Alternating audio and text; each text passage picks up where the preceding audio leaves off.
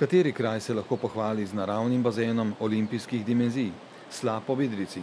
Reka Idrijca je tu ujeta v sotesko, ki deluje kot ogromen bazen. Plavanje je mogoče tudi proti toku. Voda je globoka in čista, predvsem pa topla. Te dni ima 22 stopinj. Kaj pa delate v vodi, punce?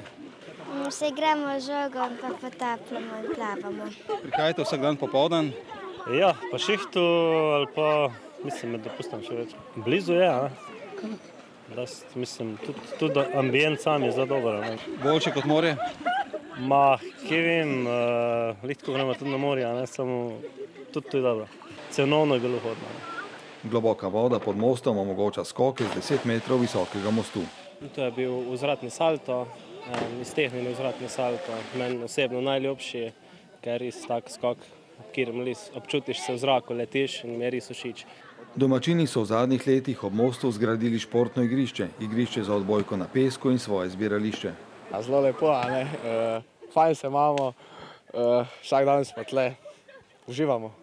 To v bistvu ni bife, je samo hišica namenjena druženju mladine, zato je bila tudi pred 10 leti približno zgrajena strani mladih, samoiniciativno in jo tako tudi koristimo. Čez poletje se tu dobivamo, imamo sicer hladilnik za naše potrebe in tu okrog je vedno živahno čez celo poletje.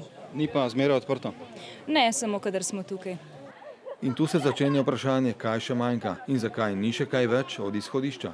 Lahko bi bilo več, ne pa mogoče še malo parkinga uštimati. Ne vem, mogoče ki iztržiti od tega, pa mogoče kakšno tablo narediti, pa ne vem, ki tasga. Tudi za turiste.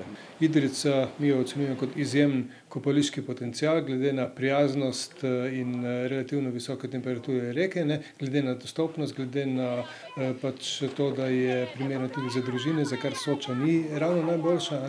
In menimo, da to je precejšen potencial, bi si pa seveda želeli, da bi se v to zgodbo v večji meri vključili tudi lokalni podjetniki z neko poslovno iniciativo. Možnosti se ponujajo same od sebe. Tu je tudi učna pot do rojstne hiše Cirila Kosmača, ki jo obiskujejo mnoge šole.